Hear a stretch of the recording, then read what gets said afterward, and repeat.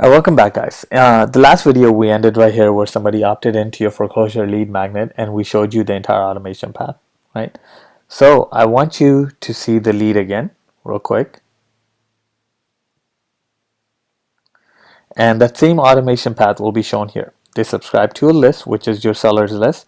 They enter the automation, which is how to avoid foreclosure. The first email was sent to them, and if they open the email, you would see it right here. Again, the email address that we put is not a valid email address, and that's why it bounced from the list. But if they opened it, you would have seen it right here, right? From there, you remember we showed you that once they go to your lead magnet page, which looks like this,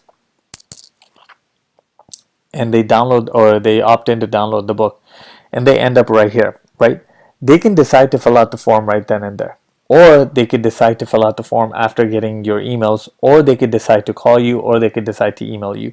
Either way, they've decided now that they want you or they want to sell you their home. Okay, and I'm going to cover all of them, but let's say they go ahead and fill out this form. So seanmandon1@gmail.com.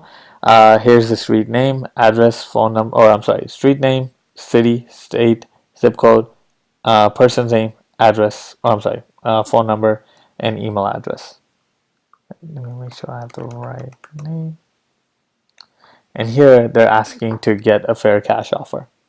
Right? They end up on your thank you page. It tells them what they can expect next. But now let's come in here and let's refresh this real quick. All right, now this person's actually become a pending seller. So you saw that tag being applied, and you also saw that they subscribed to your foreclosure. They subscribed to a list via foreclosure, right? So now everything stops. You remember in this automation,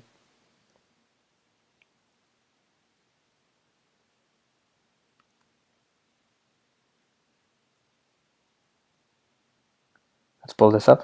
You remember this automation, they got the first email, now they're delayed for a day. Once the day passes, the system will come in here and it'll check the contact does not have a pending seller tag. Well, the contact does have a pending seller tag, so this is false, and it will stop this automation right here, meaning nothing else will go through. There's no need for all these other emails because now they actually did get in touch with you, right? So now you remember in one of the first videos I showed you to fill out this form where you want your leads to be sent to. Now you'll actually get an email letting you know you need to call this person because they're interested in selling their home.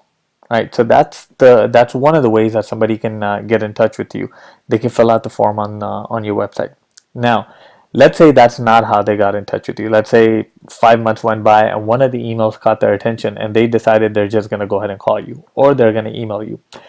Because they're physically picking up the phone, or they're actually emailing you and saying, hey, I want to sell my property now, and you talk to them, you need to come in here and let the system know. Otherwise, the system will actually keep sending them emails.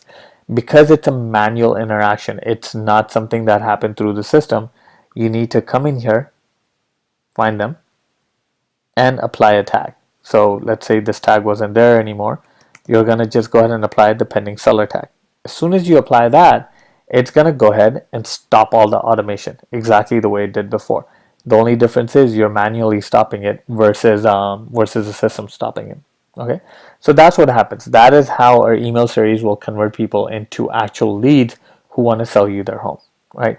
In the next video, I'm actually going to show you what happens if they decided to get in touch with you. You guys worked out a deal, and for whatever reason, they decided not to sell. They actually became a non-seller. So they fell out, and the deal didn't go through.